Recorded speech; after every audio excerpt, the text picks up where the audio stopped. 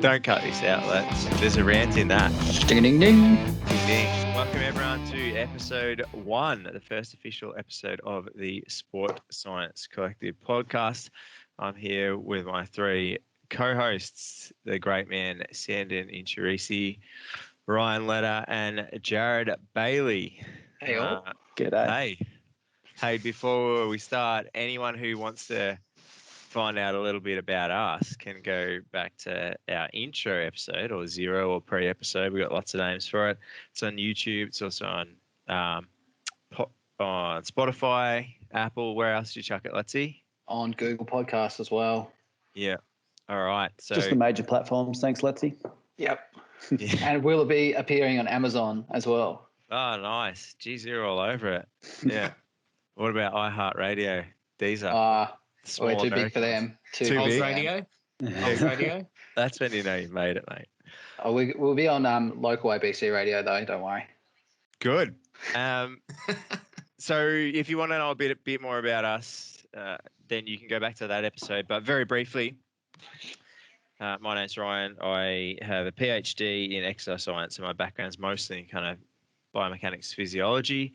We have to the left of my screen, Ryan Leder, he's studying his PhD, look at determinants of fast bowling, also got an honours degree in workload and sports science, and a master's from Edith Cowan in strength and conditioning. Jared Bailey just submitted his PhD looking at heart rate variability, heart rate on kinetics to determine a field test, see whether or not that can predict fatigue and readiness to play. Correct. And Sandon, I described him as last week the Italian John Daly of the golf course, has a Doctor of Physiotherapy and also an honours degree in exercise science. And if I'm not mistaken, by the way, I think you might have kicked the winning goal on the weekend. Yeah, tell us about that, mate. Talk us through it. Talk us through it. Oh. Have a look, lads. Oh, he's got it. Yes. Rocky. Here we go. Oh. So we're deep in the fourth quarter. We're only up by, I think, 4 points. This is to seal it. 2 minutes to go. It's the Italian Tony Lockett. Good 60 metres out here. Oh, No, look at it's not. this.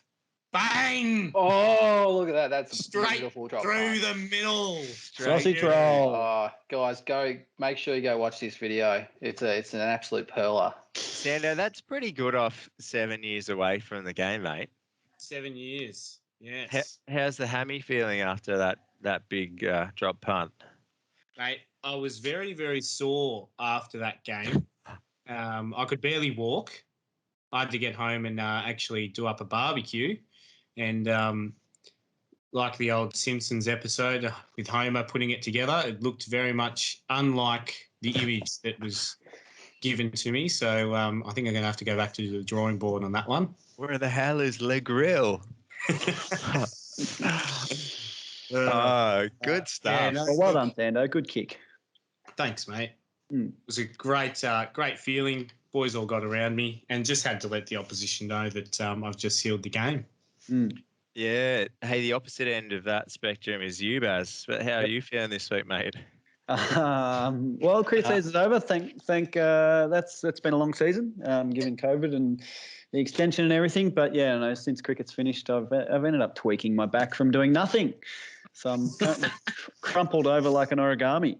Do you know my worst back injury, which was a lumbar disc herniation at L4, L5, was from getting out of bed.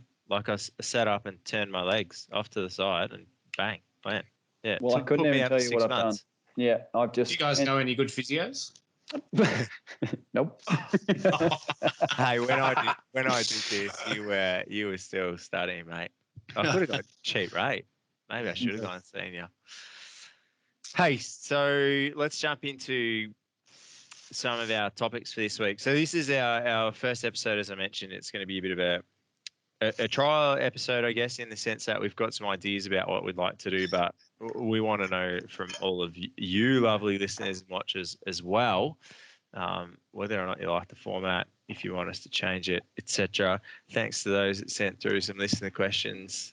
Good to know some people got around the pre-episode.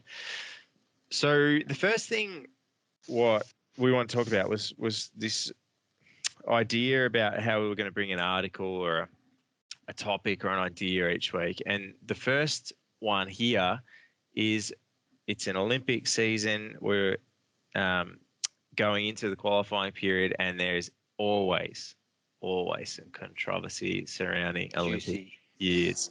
Can you get up the image for us there? So for those of you not playing along at home, so you can't see the article that's just popped up on the screen here. It's just an article about Great British athlete Charlotte Purdue, who missed out on her Olympic spot despite running the second fastest time.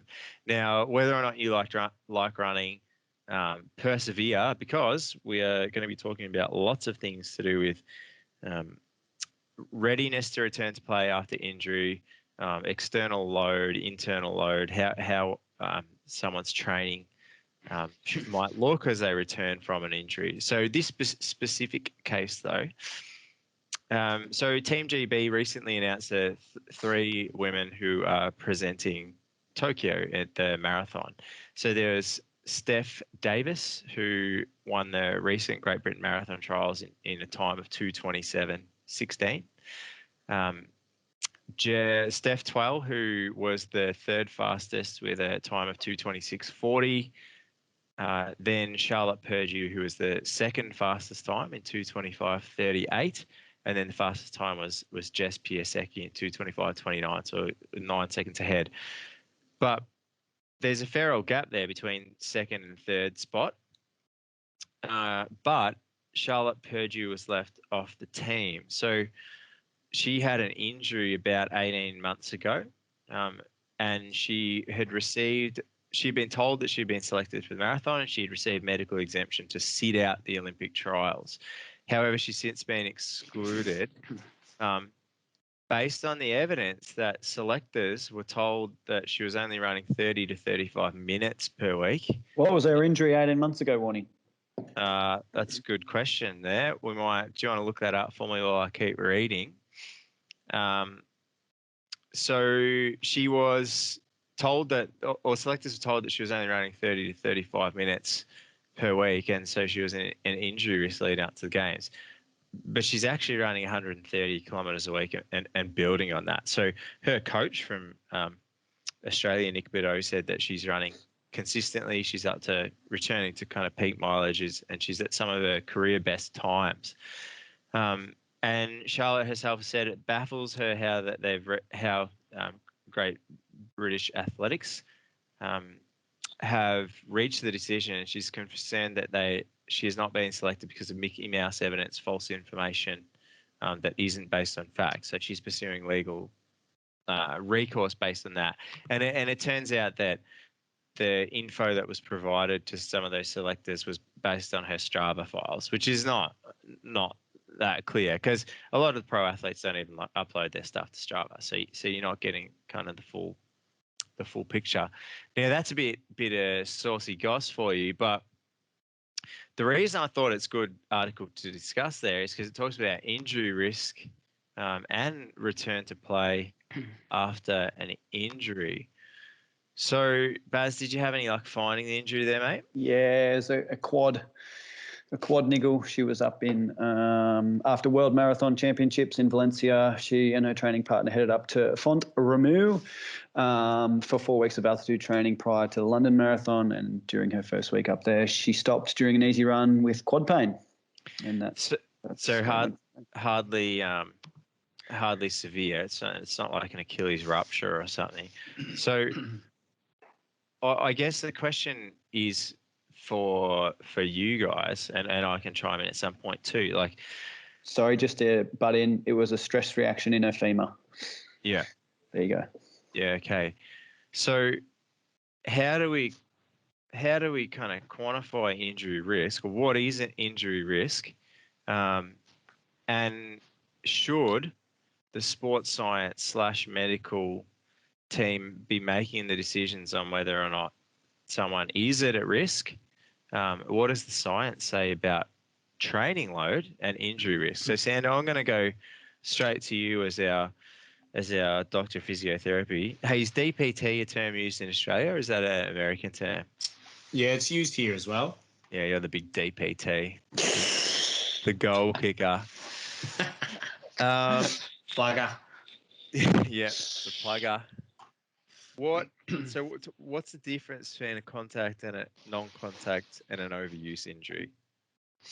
Obviously, the biggest difference between contact and non-contact is having an external force impact a player or athlete. So obviously with running, unless you're running across the road and unfortunately not fast enough to get across, you may have contact with the vehicle. Or if you're running along a healthy or favourite running or cycling track, there may be contact there. But a non-contact type of injury is the result of internal forces acting on the body. And, obviously a key or major non-contact injury, especially here in Australia, is an ACL injury is commonly a non-contact injury due to the rotary forces going through the knee, or anterior translation of your tibia on the femur. So there's sort of the main difference between non-contact and contact. But an overuse injury is if an athlete is overreaching throughout their training or competition period, and it's taking into account recovery periods as well, and not having enough recovery, Sando. Yeah, not having enough recovery in between your training periods, and obviously as you get closer to performance periods before you start tapering, that's when you're going to have your highest, I guess, loads of training, and that's when an athlete is going to be at sort of their highest risk of an overuse injury. And so it's slightly different, of course, across the board there, and I guess a stress reaction would come under a more overuse injury in that case. And 18 months ago, to me, sounds like she should have well and truly recovered from that, but obviously I'm not all across her training history. So just to recap for those that might have struggled there. So contact involves a collision. Non-contact is kind of acute, movement related. So you might have moved in a faulty way, as you mentioned, tibia translation, or it might be a hamstring strain when you kick the ball too far. And overuse are those things that are repetitive motions that lead to an injury. Yes. So based on that, we're not going to talk about contact injuries because they're just too hard to predict. You don't really know what's going to happen, particularly in team sports. Running's a little unique because you could say contact is the collision each time you collide with the ground, each time your foot hits the ground. But for all intents and purposes, the literature kind of looks at collision injuries as impact injuries. So where someone's running into something else. So looking at the latter two, non-contact and overuse, what can you tell me about training load? So Letty, I'm going to throw to you because your honours was on this a bit.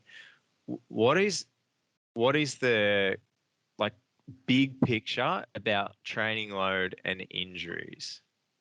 Well, so the main thing about training loads is obviously you're training to perform in your sport, but there's different ways to get to that point to be able to play your sport and play your sport well. So it's more about the journey with training loads. So one of the things that I looked at in my honours was how big were the changes from one week to the other in terms of how much running an athlete might do. And a lot of thinking 5 years ago was that these massive changes from one week to the other is what's going to tip you over the edge for a non-contact injury, for example. So hamstring injuries are very common in AFL's matches, unfortunately. and they think that that's related to large spikes in increased sprinting load. So understanding the type of loads that individuals are doing during training can help you sort of manipulate training to try and reduce that chance of an overreaching or overtraining an athlete in a particular movement pattern, for example. So knowing that, so you want to understand those loads. How do you quantify those loads? Baz, how would I quantify a player or an athlete's load? Well, training load can exist in any number of forms, but typically what we're talking about and what Letsy's talking about is external training load. So all of the movements that we put the athletes through day to day, and they can be measured as total distance. So like, for example, footballers might measure the total amount of running that they do, just all of it. We might look at how many collisions they're involved in by using the accelerometer. We might also break down their external training load or their running into speed zones. So how much running did they complete above a certain threshold? So maybe max speed. How much running did they complete between two thresholds? And how much running did they complete in sort of low speed? So low speed, moderate speed, and high speed. And we can start to profile their running-based load into different categories and start to look at that across the week and across the month and across the season, to try and sort of chart it and see how much they're doing of each of those types of loads.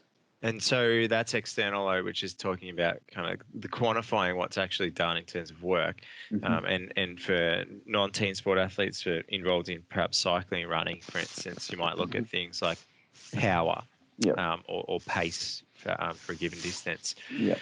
But there's also internal load, and one of the kind of things that straddles a little bit of both is heart rate, because it is an internal measure, but it's also quantifiable. But often those internal loads are not necessarily so quantifiable. So, and what are those internal loads that we tend to use?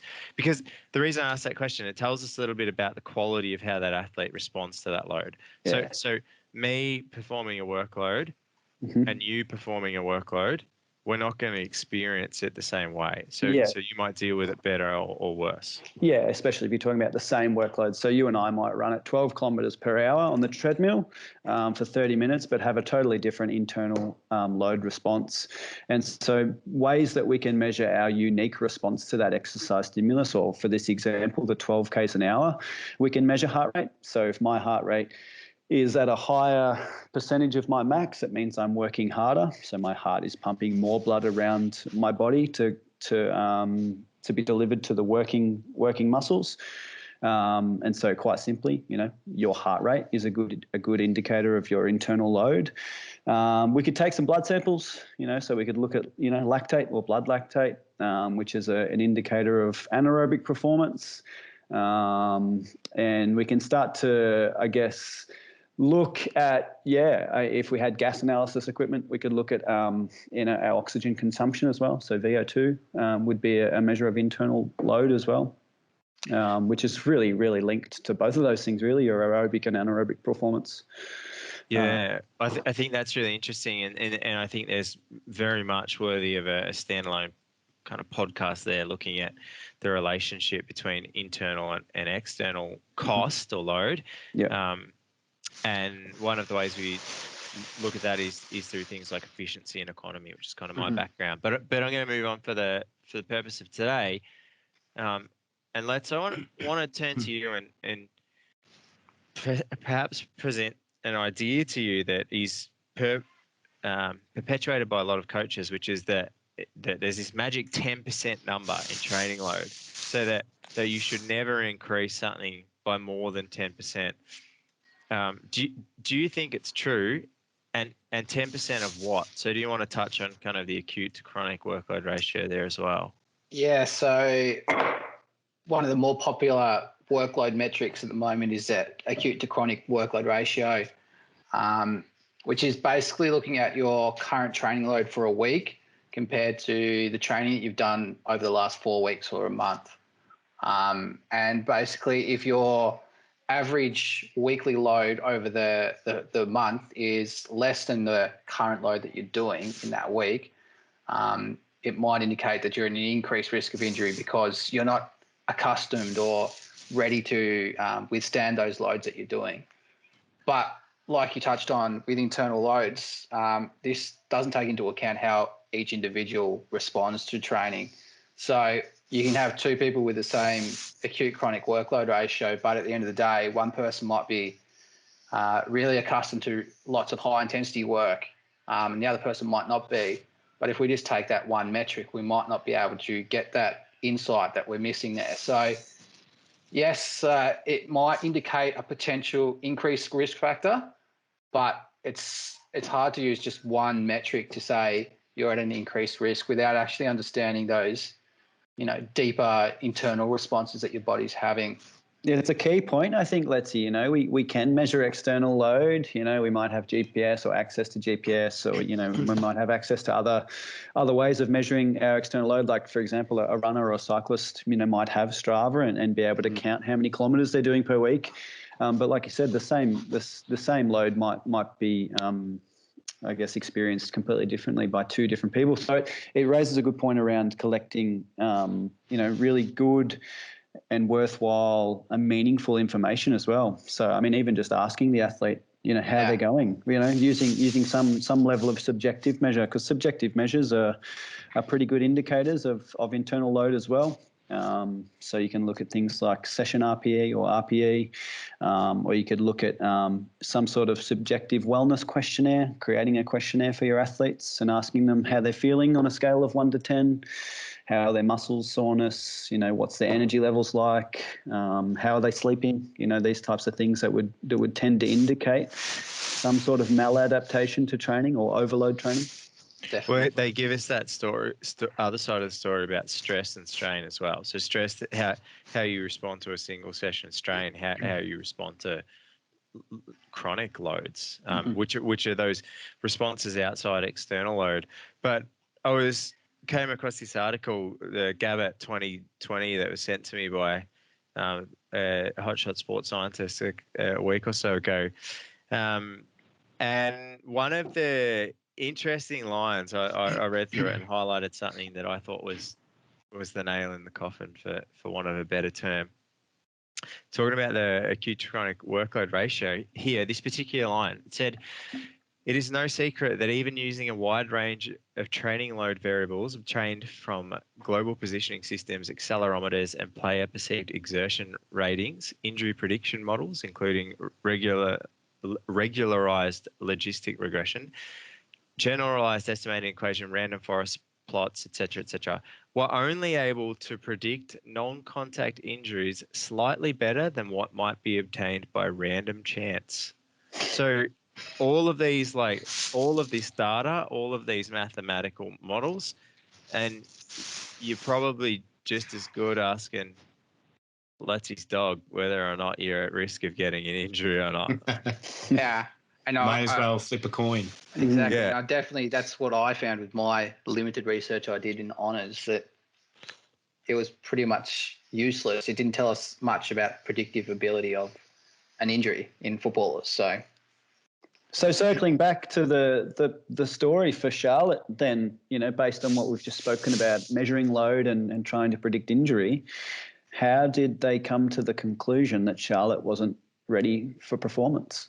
Well, this is the thing. It's not transparent, and how they sort that information isn't abundantly clear as well. Like the fact that you would ask rival teammates and rival coaches whether or not you thought that person was ready to run or return to play without asking the individual. I don't know. What answers do you reckon you're going to get from your opposition? Yeah, that's right. Yeah. Oh, no, she's no good. Give me the Olympic spot. Yeah. She's the second fastest in the country. Definitely don't ask her. Yeah.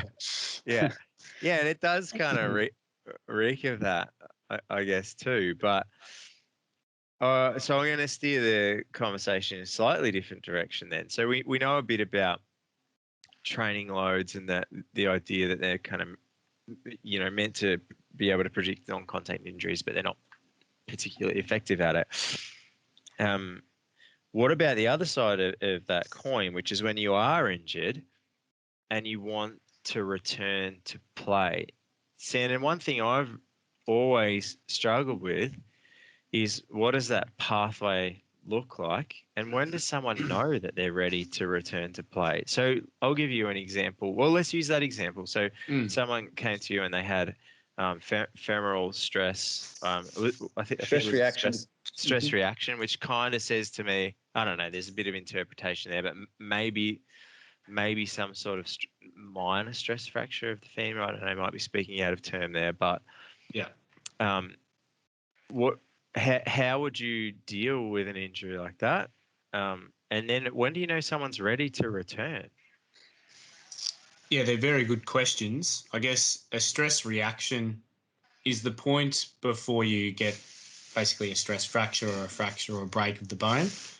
And so the recovery time of this is, pushing 12 weeks, so 3 months. That's a long period out of training for an athlete.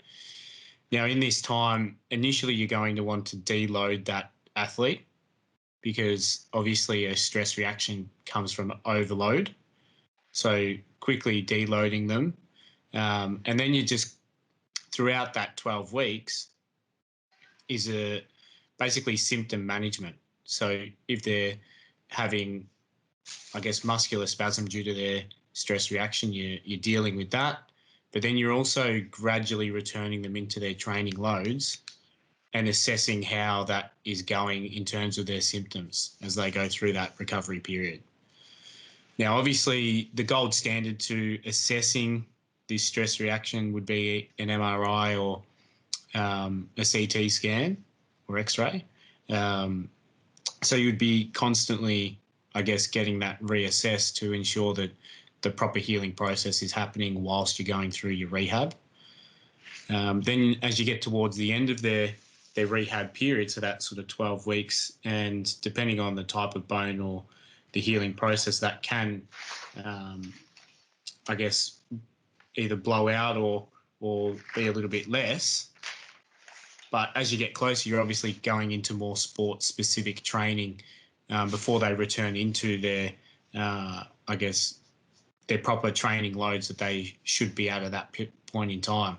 And so I guess the way to answer your question of how you assess an athlete's time or readiness to return to training and competition is definitely a more collaborative approach in terms of the team medical staff, so doctors and physios, the athlete themselves, and obviously the coach as well. And that sounds very wishy-washy, but a physio can't give the all clear if the athlete themselves is saying they're not ready. So the athlete is saying that they don't feel physically or psychologically ready, it would be inappropriate to put them back into, full training or competition. And vice versa, if the athlete is saying they're psychologically ready to go, but there's something that the coaches or the medical staff is noting that might mean that their performance or their training is not quite up to scratch of where they should be, then that needs to be put forward to the athlete in a more collaborative approach to ensure the athlete doesn't return to training or to competition too soon. Sorry, go on, Letsy. Yeah, I have two things to bring up to ask you, Sandon. I'll go with the most recent point you made with their return to training. Is it when they finish with their physio, they're ready to play their sport, or is that the progression, say, to a sports scientist or whoever it might be? Again, it would probably depend on the situation. If you've got, let's say, someone in Australia playing for an elite AFL club, then they'll finish with the rehab team, so physio and strength and conditioning coach in the rehab side, and progress into, full training. Before they even progress into full training, they'll be doing, 50% of full training, but targeted sort of drills that the team have decided that this person needs to do. And then as they progress more and more, it becomes less in the hands of the physios and the rehab side and more in the hands of the conditioning team and the coaches. How important is that reloading phase, Sando? Reloading? Yeah, how important is that phase from sort of hands-on treatment and symptom management to building up the training load to its previous levels? Yeah, it's massive. Yeah. It's massive. That you're at a critical point where you'll get to a point where their symptoms are going down, but they're not quite down to, I guess their symptoms are down low enough, but the healing process is still happening. Mm-hmm.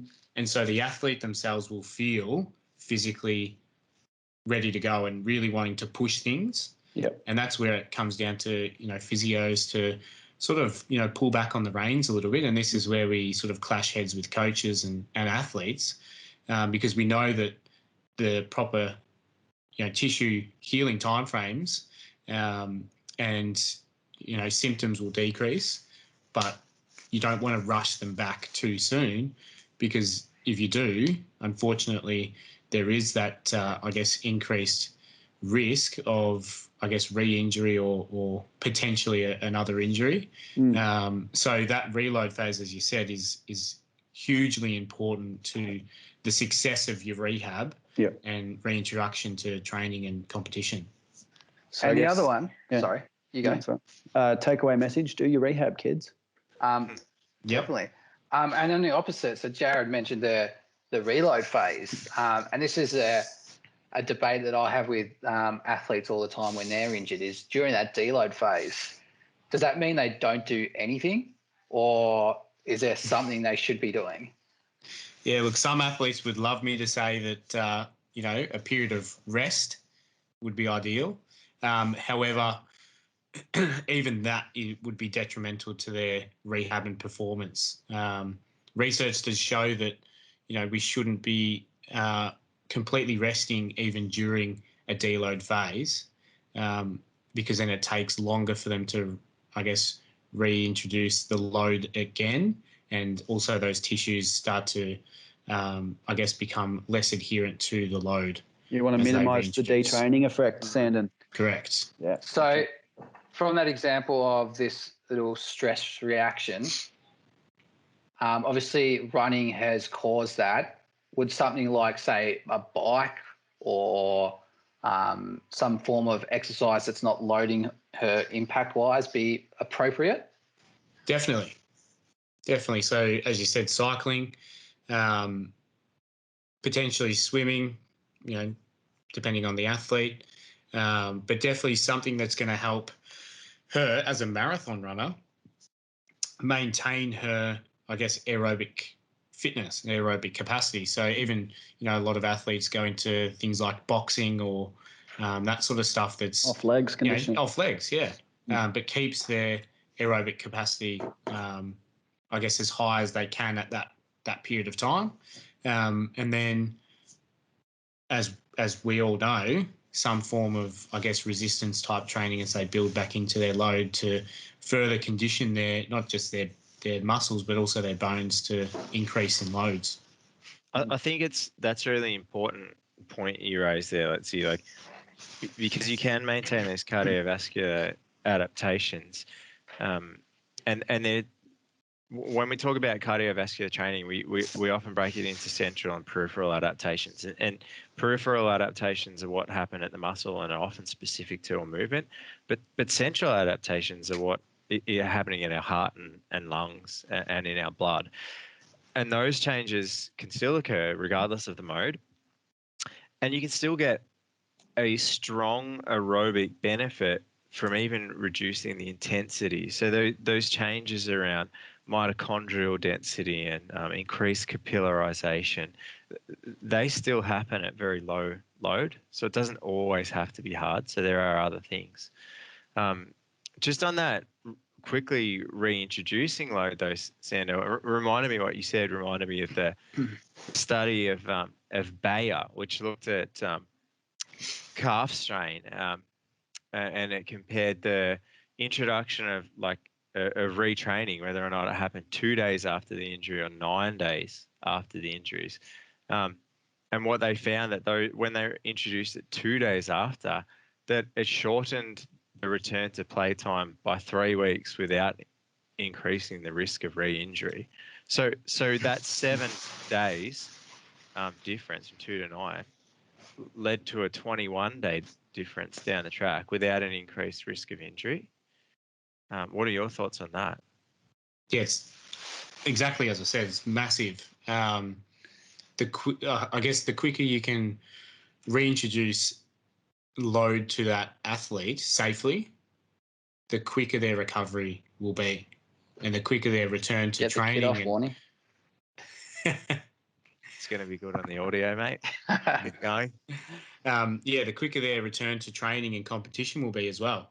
Just as an example, if someone goes in for knee surgery or hip surgery, looking at whether it be an ACL or even a total hip replacement, they're getting up and walking around day one. So they have the operation in the morning. They're walking around on that surgical hip or knee that afternoon. And so it just shows that, the research or the knowledge around recovery is rapidly changing. And, the old mantra of resting when you're sore, a lot of the time definitely is the incorrect advice given. So as an example personally, played football on the weekend, was really sore Sunday. So today, Monday, I went and did a lighter sort of gym session, and boys, I feel 50 times better than what I did this morning. Put on the blood occlusion cuffs and got the biceps peaking. Oh, hammer curls, concentration curls, barbell curls. Yeah, all of them. So, wanting to circle back to sort of something that our listeners can take away. What can we take away from this discussion around load monitoring, around injury risk management, around return to sport? What can we tell our listeners? Well, the takeaway I would say is that the predicting injury risk of training load is fraught with danger, and it's probably not something that these selectors should have done.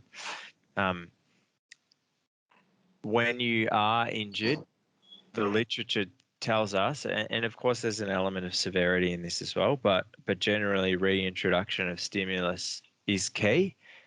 The training should be specific to the return to play scenario, and it should be multifaceted. So one thing Sandon said earlier, which is something, it's so refreshing to hear, it needs to be a collaborative approach, because one thing that I hear frequently, from physios and exercise physiologists, are these kind of arbitrary cutoffs. I was talking to someone recently about an athlete who had a hamstring strain, and he said that he wouldn't let him return to play unless the difference in eccentric strength in their hamstring, as measured by a Nord board, was within 2% left and right.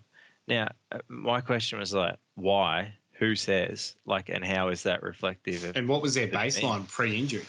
Well, that's a good point. Yeah, and what I learned from my PhD looking at asymmetry is asymmetry is the norm. It's not the exception.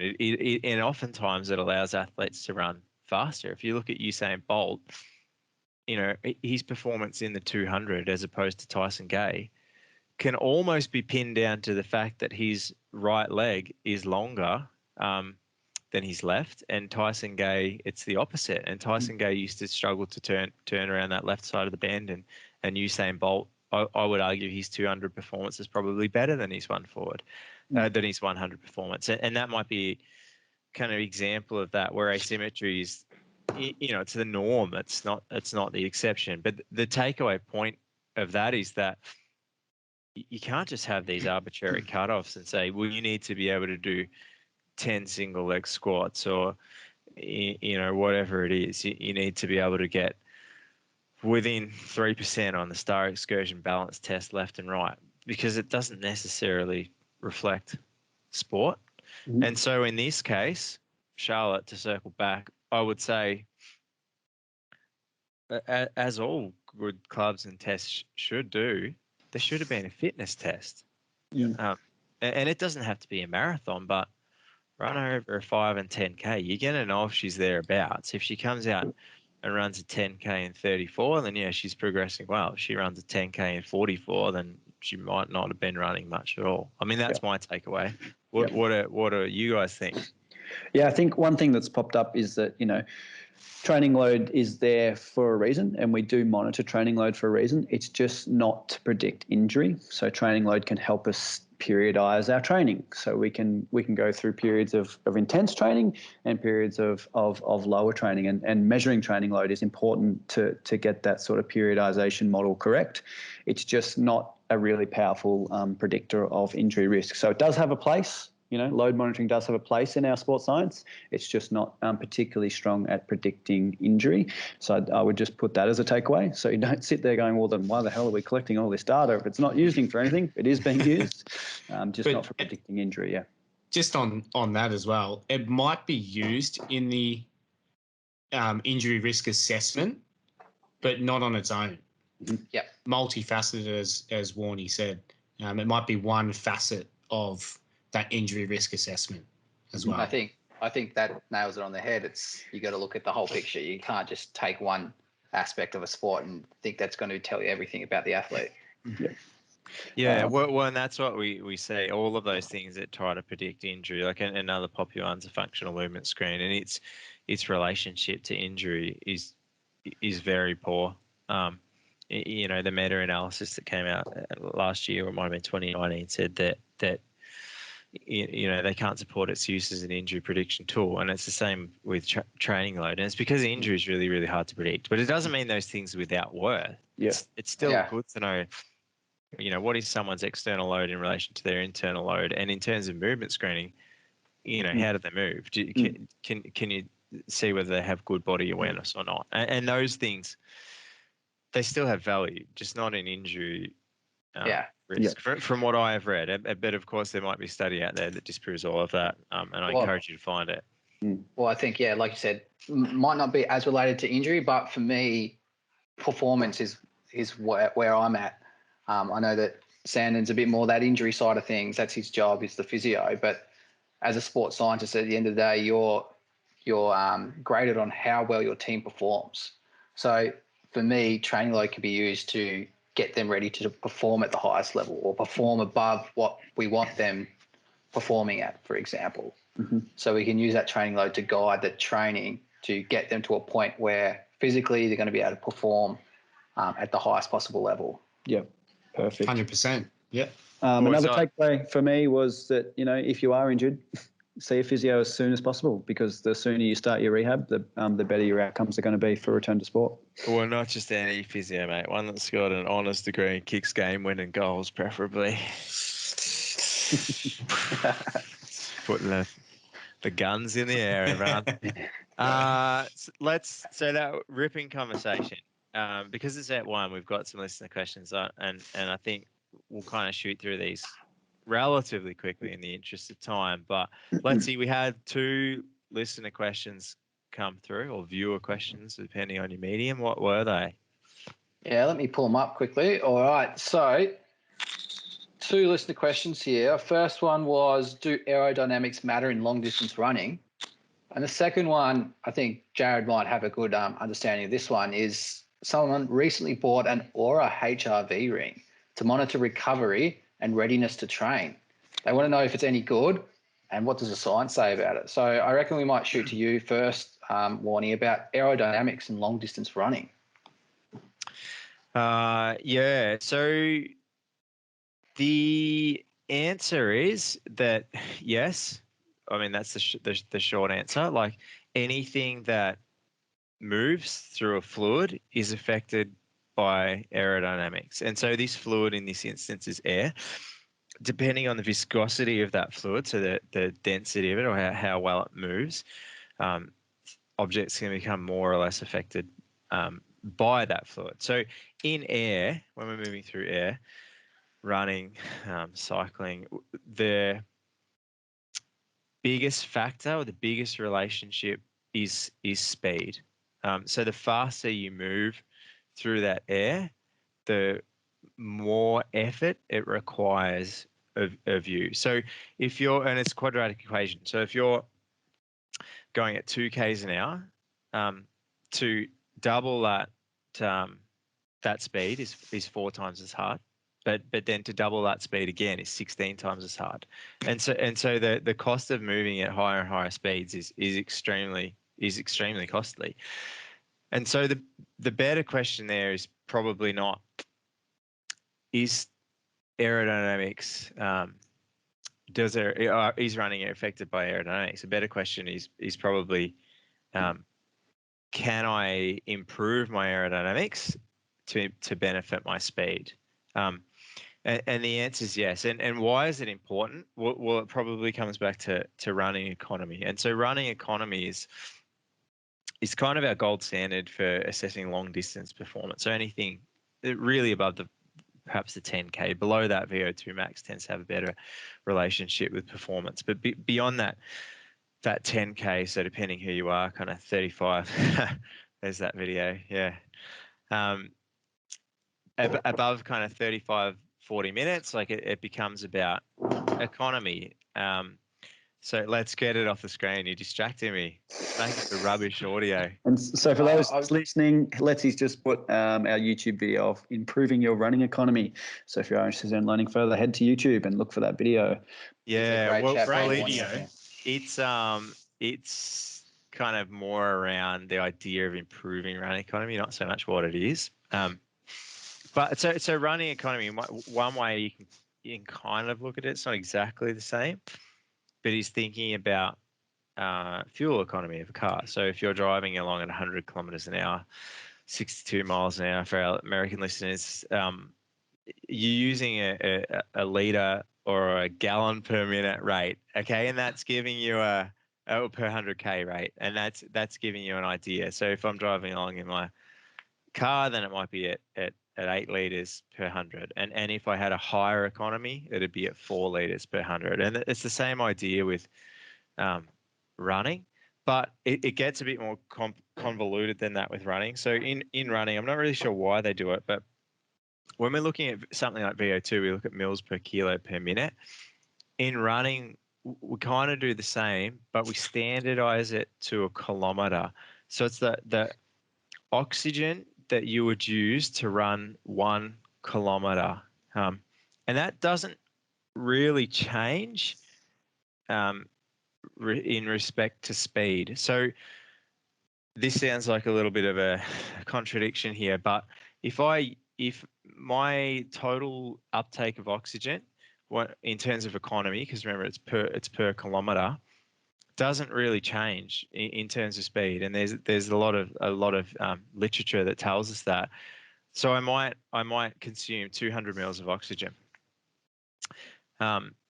What does change though is the rate of that. And so if I was consuming 200 mils of oxygen, and I was running at 5-minute Ks, then it's 200 divided by 5, which is 40 mils of oxygen per kilo per minute. If I was running at 2-minute 30K pace, so right down at Josh Cheptegei pace, then that becomes 80 mils per kilo. And so the total amount for that kilometer is kind of fixed, but the rate at which I have to perform or uptake that oxygen increases a lot. And the reason that's important is because you can tend to improve that running economy or reduce the cost of that speed that you're moving at. So we can all agree 2-minute 30 pace is faster than 5-minute K pace. And one strategy to reduce that movement costs is to draft, and we see it in cycling all the time. Like it's said that you save about 1/3 of your power output if you're drafting behind a rider, and the further you go back, the more that drafting affects you. And I mean, cycling is a little bit more difficult because we're talking about efficiency rather than economy, and it gets a bit convoluted, but the idea is still the same. Anything below 13 kilometers an hour doesn't really suffer that much from aerodynamic drag, but beyond that it does. And so you have to move through through the fluid, which is air, and that when you hit that air front on, if it's a still day, then that will move around your body, and it will kind of cause these little wakes and eddies at the back, which is called turbulence, and that's what creates drag. And so that's why thinking about triathletes or cyclists helmets have got that teardrop shape, because they funnel that air, so they increase what's called laminar flow, so that the air kind of sticks to the helmet a little bit better and moves over it, and then there's not this low pressure at the back where there's this turbulence that's occurring. You don't have that so much in running, but you do have it to an extent. And the top guys are running. Oh, I mean, Eliud Kipchoge, for his breaking 2, he was running at just over 21 k's an hour, so 21.13 or whatever it worked out to be for that 159.20. So, Warnie, just on the breaking 2, for people that don't understand the science behind running, is that the reason why he had that big shield up in front of him on the car to help with aerodynamics? Yeah, well, that's where I was going to get to. So they reckon it in terms of running, like we might be talking, 1% difference in marathon performance. But that sounds trivial.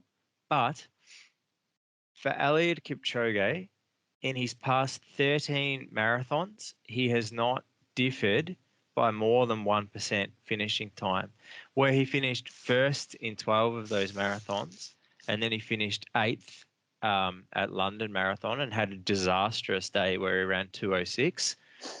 That was less than 1% outside his normal performance, which is around 2:04. So you might say, well, 1% is relatively small, but it's the difference between first and 8th at that level. And so it is important. And so for that running attempt, what they had was the car that created that drag. So it was up the front pacing, and it kind of broke through the wind a little bit. But they also had their arrow formation, as they called it, which, let's be honest, they stole the flying V from the Mighty Ducks. That's 100% what it was. Yeah, there were some good memes getting around of people had photoshopped in a hockey stick on Kipchoge and things, but and what it was knuckle puck time.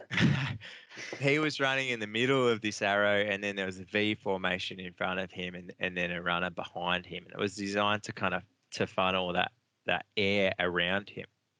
And so to circle back to economy, what that means is he is moving through that air easier. So to maintain that pace is also easier and requires less oxygen to perform that work.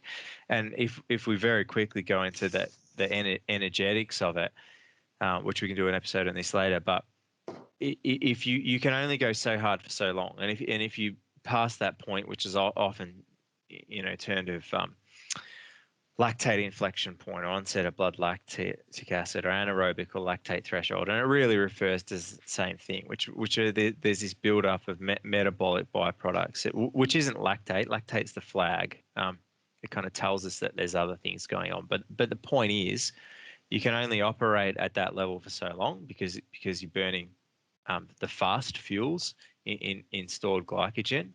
And using fatigable type 2 fibers. And so you have to kind of pull back from that level. You can't maintain at that pace very long. And so anything you can do to make that pace relatively easier that he's running at is going to make you go faster. And so the term is, the takeaway point, do aerodynamics matter? Yes, not a lot for running. Kind of if you're very good, yes, or if you're running into a headwind, yes. Because if you're running into a headwind, it's not just you moving at 15 k's an hour. If the wind's coming at you at 15 k's an hour, then the relative airspeed is 30 k's an hour because you've got kind of two opposing forces. And then it becomes much more efficient or much more important to have that kind of drafting, I guess. And that's the practical takeaway.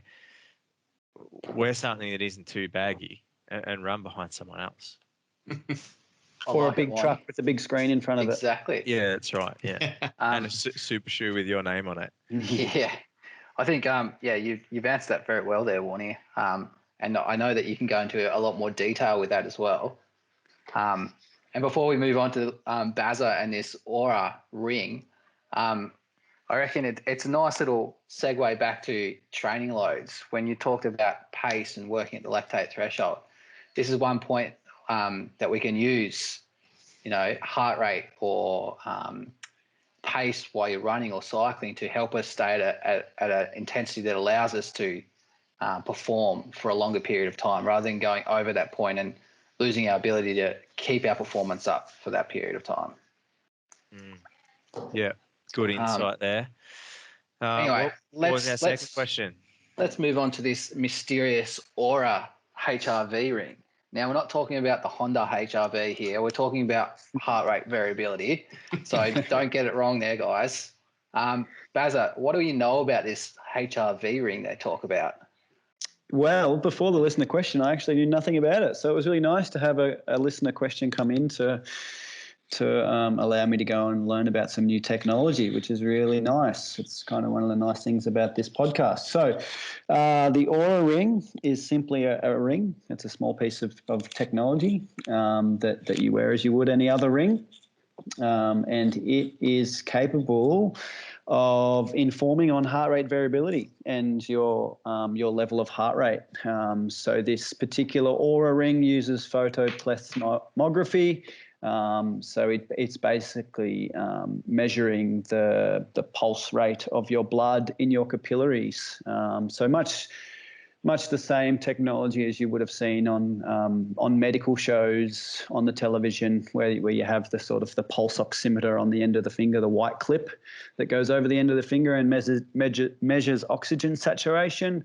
This ring isn't measuring oxygen saturation, but it's using the same technology to look at the flow of blood in the very tiny capillaries. And so by measuring that flow of blood, it can measure your heart rate, basically. Can I just jump in there for anyone who might be a bit kind of behind on how this technology works? You've actually all done it, and so my own photoplethysmography works in kind of the same way, in that you remember when you were a kid and you had a torch and you put your torch up against your hand and it would kind of go red and you could shine it through to the other side and you'd be like, oh, it's weird, my hand's gone red.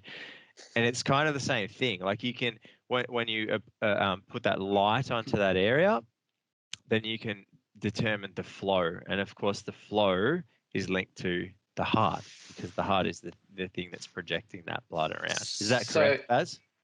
Perfect, mate. Thank you very much. So, Jared and Warnie, is it technology similar to what we get in our GPS watches nowadays, where they measure heart rate? Yep. So basically, our smartwatches that have the little the same piece of technology on the underside of them. So you would have seen that in pretty much most smartwatches these days, or some of your Garmin watches or other watches, or wrist one. There you go. Sando's got one there. So that's basically the same technology, photoplethysmography. Is that an Apple 6? Geez, you're rolling, man. Rolling in it. Don't tell anyone. And so, that technology is becoming more and more popular with smartwatches and technology alike. But this particular Aura Ring is using the technology to measure heart rate, and it's also using the technology to measure heart rate variability.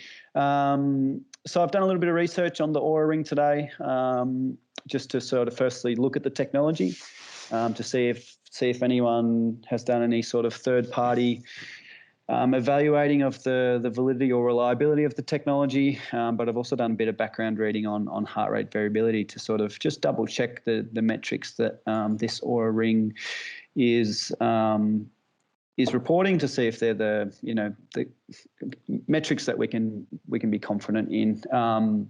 So Jared, my first quickly. Yep. What is heart rate variability? Good question. Heart rate variability is looking at the variability or the variance in your heart rate from beat to beat. So I'll try and do a bit of an example. So at rest, we're sitting here on average, our heart rate is at 60 beats per minute. Okay, so that's the average, right? but that would be the average over 5 seconds, over 15 seconds, over 30 seconds, over 60 seconds. And so what you're doing is you're taking all of those beats and you're averaging them to one number. Heart rate variability is looking at the change between every successive beat. Okay, so the change might be 60, 61, 63, 65, 62, 60, 61, 65, 64, 70, 81, 60. Okay, and so what heart rate variability is looking at the actual change between consecutive beats. So Jared, why is that important? So that's important because it can indicate on our central nervous system and any level of fatigue that we might be experiencing. So our heart rate is, well, first and foremost, our heart rate is set by the pacemaker cells within the heart. So the heart is able to pump along on its own. It doesn't need any sort of external input from anything. So that's first and foremost, but then it's under really tight regulation from the central nervous system, and specifically the autonomic nervous system. And the autonomic nervous system is the branch of the central nervous system that is not under our conscious control. So we can't think about our heart rate and make it go faster. We can think about things that make us excited, but we can't think about our heart and make it go faster. So it's not under our conscious control. And the autonomic nervous system is broken down into two branches, the parasympathetic nervous system and the sympathetic nervous system. And these are the two branches that you might have heard of, either rest and digest system or the fight and flight system. Okay, so the parasympathetic nervous system is responsible for resting and digesting and relaxing and recovering and making all of these processes lower and slower. And our sympathetic nervous system is responsible for making us fight or making us run away. So it's responsible in getting all of our systems upregulated to get us moving faster. So Sandon's question is, why is this important? Well, the heart rate can tell us, and especially the variability in our heart rate can tell us how much of which of those parasympathetic or sympathetic nervous system are enacting on the heart. And so to try and summarize a really, really huge piece of research and a huge topic of research, the more parasympathetic nervous control we are under, the more rested we are. Okay, so if we're experiencing high levels of parasympathetic activity, it means we're rested, we're relaxed, and we're not experiencing lots of fatigue. If we're experiencing a lot of sympathetic nervous system activity, it means that we're likely stressed, or we're in a state of fatigue, or that we're recovering from something that's been really, really intense.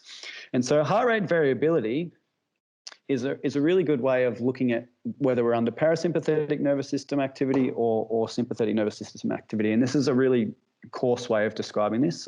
There's obviously a lot of really finer details to it, but just as a concept. And when we're under parasympathetic nervous system activity, our heart rate fluctuates quite a lot, which kind of sounds counterintuitive, because we're rested and we're relaxed. But when we're under parasympathetic nervous activity and when we're rested and when we're feeling really good and we're not experiencing fatigue, our heart rate is actually quite varied at rest. And so it might go, it might be 60, 70, 55, and it bounces up and down. And so you can see by that quick example that, the heart rate fluctuates really high. Okay, and so there's a lot of variability in our heart rate. And so heart rate variability is basically put together a bunch of equations or analysis methods to determine how much variability there is in our heart rate at rest. And so that's kind of my way of saying, the greater the heart rate variability, the more rested we are, the less heart rate variability there is, the more fatigued we are. And that's basically what heart rate variability is trying to tell us. And that's what's important about heart rate variability, and that's why we have the Oura Ring. So I love this succinct explanation. I hope that worked. So the Oura Ring uses technology that we've spoken about to measure our heart rate. And if you can measure your heart rate, you can measure heart rate variability, or specifically you can measure the changes in beat to beat. Okay, so from one beat to the next. Now what the Oura Ring does is it has two modes. It measures you over nighttime, so it can measure your sleep patterns, but it can also measure your heart rate, your resting heart rate, and your heart rate variability overnight, and it does that in 5-minute sections. Or you can also connect it to an app while you're sitting there and say do a test, and it collects 5 minutes worth of heart rate data. Now, when we're measuring heart rate variability, 5 minutes is typically pretty well reported. I mean, that's a good amount of time to be analyzing heart rate variability. So that's a good thing for Aura. They're using 5-minute blocks of heart rate of beat to beat data, which is a good. That's a thumbs up tick for Aura. There are numerous different analysis methods of heart rate variability, as in like there are more than a dozen ways to analyze heart rate variability. But there's one particular method that's pretty well reported, that's pretty well, I guess, liked in the sports science literature, and that's looking at the natural log or the normal RMSSD, which is a good measure of overall heart rate variability. With a larger number of RMSSD in milliseconds, typically representing an increased heart rate variability and an improved health. RMSSD is the square root of the mean squared differences of successive RR intervals. So basically, it's looking at how much does the heart rate change from beat to beat. And so this is one particular measure of heart rate variability that is well reported. So another tick, 5 minutes, and calculating RMSSD, which is the square root of the mean squared differences of successive heart rate beats. So there's another tick, which is really good. So we're happy with that. So far so good. The technology is good, and the type of heart rate variability measure that it's reporting is good.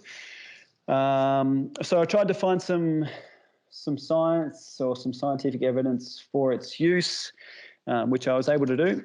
So I was able to find one third-party analysis or evaluation looking at the Oura Ring against other measures of heart rate variability or other over-the-counter sort of consumer products.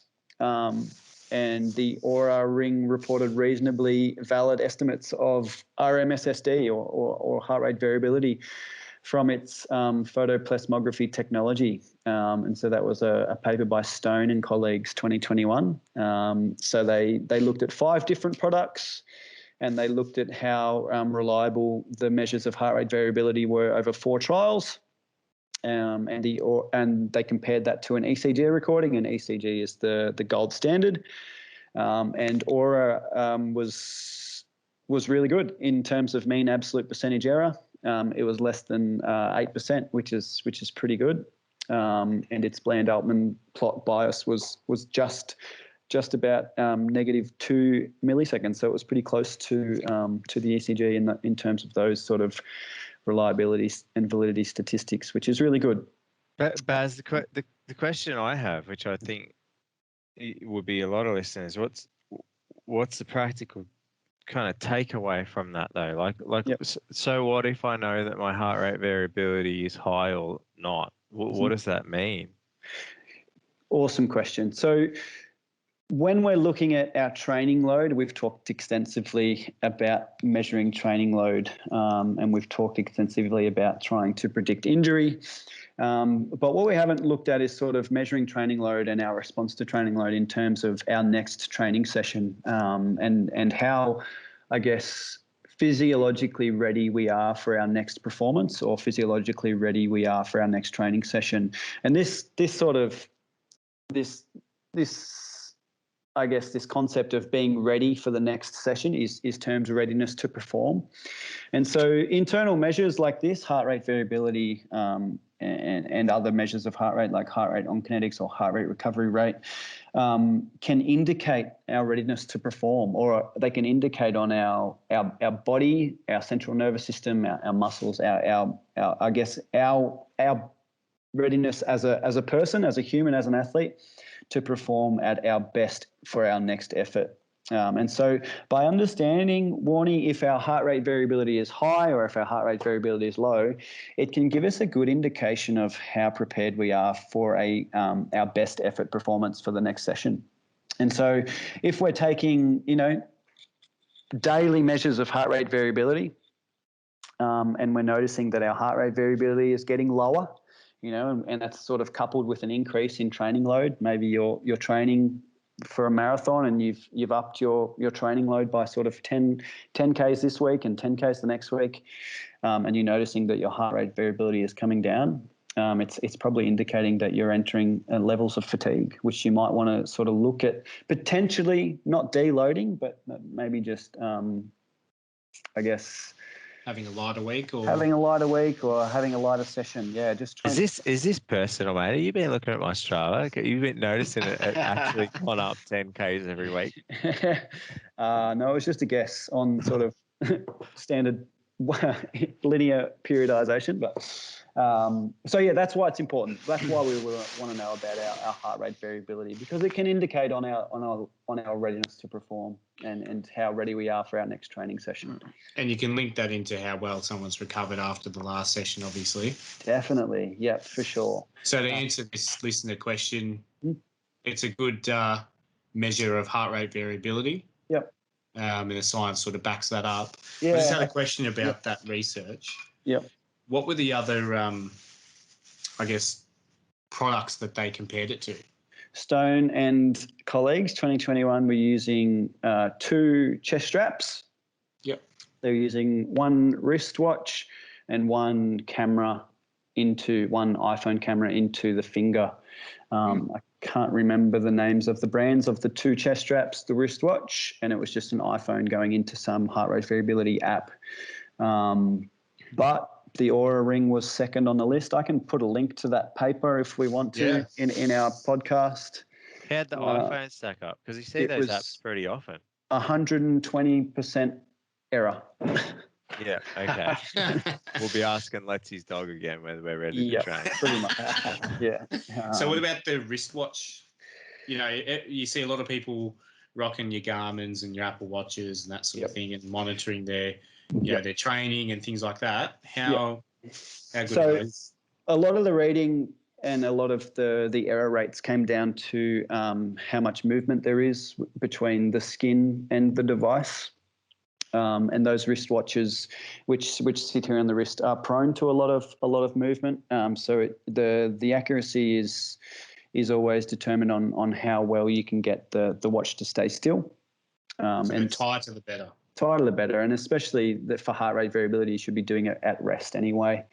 So you should be sitting still when you're doing your heart rate variability measurement to increase the accuracy of the heart rate variability measures. But yeah, basically it was looking at how well you can get the device to your skin, and that's it. I can't really remember specifically the watches in this paper, but a lot of my reading around this technology was, it's prone to movement, and that movement increases error.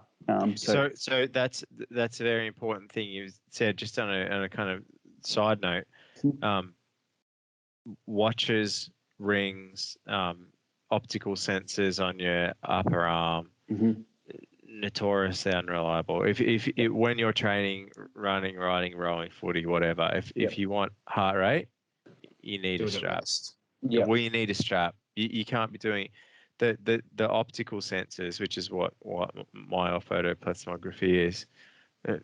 Like, you have to be very still, and you have to have a high number of optical sensors, and most devices come with 1 or 3 sensors, and you're not at rest. You think about a watch, how much that thing moves, and so the gold standard is still a heart rate monitor, an electrode. Short of a 12 lead ECG, it's an electrode across the chest. I would say, for your everyday athlete or runner or weekend warrior, if they're using an Oura Ring or a watch or something like that, there's still, good measures for training loads and things like that. The main thing would be to be consistent with those. Don't chop and change between a polar, heart rate strap across your chest and then go to your Apple or your Garmin watch and think that you're going to get the same, readings. You've got to be more consistent with the types of devices you're using, which will, increase its reliability for the, what you're interpreting. Yeah, exactly. I think that's a good point, Sando. These devices, this technology is only as good as the data collection that you put them through. So, for example, if you are using this Oura Ring, it's important that you do it while you're at rest, or you're using it at night all the time, and you're comparing the same data collection versus the same data collection. You're not doing it during the daytime versus at nighttime, or a different device and a different device. Or before or after a session, or exactly. Yep. Yeah. So it's really important that you get the data collection right, and then any comparisons that you are making are basically apples for apples, and you're not and that apples for apples comparison is a way of improving the reliability, which means you're improving the accuracy of the data that you're looking at. And then if you're wanting to measure your recovery and readiness to train, you'll actually be better able to do that. Yeah, exactly. So for the listener, giving us this question, the main thing would be they're all fine to use, just be the most consistent with the time of day and the parameters around when you're gathering the information. Yeah, there are some. Yeah. Sorry, Letty. That's all right. I was going to say, I think a nice way to finish off this discussion on Oura Ring is to sort of go back. So the listener mentioned that he'd already bought one, but if you're thinking about buying this or buying a heart rate based watch, with the cost of a Oura Ring, which I believe is around 380 Australian dollars, is that cost worth it when you can do this basically the same thing with a Garmin watch or an Apple Watch? Yeah, I mean, it's totally up to the individual what they think their money is worth or what the technology is worth. My first note to this listener, was try and do some research before purchasing. Like you said, let's see, it's $380 purchase, and the potential is that we find out that the Oura Ring is no good, which we're not saying that at all. It turns out that the technology is good and the heart rate variability measure is good, but there are many different bits of technology that purport to report the same thing. So do your research. If you're looking and you're interested in using heart rate variability as a measure of your readiness to perform, make sure that it's going to measure RMSSD. Make sure that it's going to take 5-minute sections. Make sure that it can do it at rest and it's not asking you to do it during exercise or after exercise. Try and get those bits of the technology right before you buy it. I think the takeaway would be to wrap up, look for information around its accuracy and reliability. So how well it does its thing day to day. And if you can't understand what you're looking at on PubMed or EBSCOhost or Google Scholar, you don't have to go there. There are really good websites like DC Rainmaker and Science, of Sport and things that analyze that stuff and digest it in a friendly way. And it's something we might look at in the future as well. Don't just buy in blindly and kind of believe what the consumer says. And short of that, buy yourself a Nova Scotia duck tolling retriever like Letsy has and ask him when you're ready to go. Yes. And if you like wearing Rolexes and you may not want to wear a Garmin or an Apple Watch, so the Oura Ring might be the shot. That's true. Fair. That is true. It's a nice looking bit of kit from what I can see on the internet. Julian Alaphilippe, the cycling world champion, rolled around in a recent race in a $500,000 wristwatch on his wrist, eh? How's that? Get that if you can afford it. Too bad we're not better at cycling. Don't worry, mate. Cryptocurrency is the way to make money nowadays. That's it. Thank you very much for persevering with us on this episode, which has been long, but hopefully also informative. I feel like I've learned a lot. And we'll post this episode up on all the places you can get an audio podcast, but also on YouTube and Facebook. If you're interested in communicating with us or contacting us, you can do that on Instagram, Facebook, or our website, which is, let's see, www.sportspsycollective.com. There you go, www.sportspsycollective.com. yeah, hit us up with your ideas about the podcast, your listener questions, etc. We're very, very happy to keep this going, and we would love to hear from you. Thank you very much. Anyone else got anything to say? Any feedback would be greatly appreciated. You were good, Sando. Oh, thanks. Thanks. Yeah, goal kicking, winning. Do you want to see it again? Yeah, let's see it again. Can we get some sound on it? Let's go. No, we'll finish. how good. We'll indulge ourselves with that. Listeners, you can go, and viewers, you can go back to the special moment that is Sandon's game-winning goal. We are signing out. Thank you very much for engaging with this podcast. Thanks, everyone. Thanks, everyone.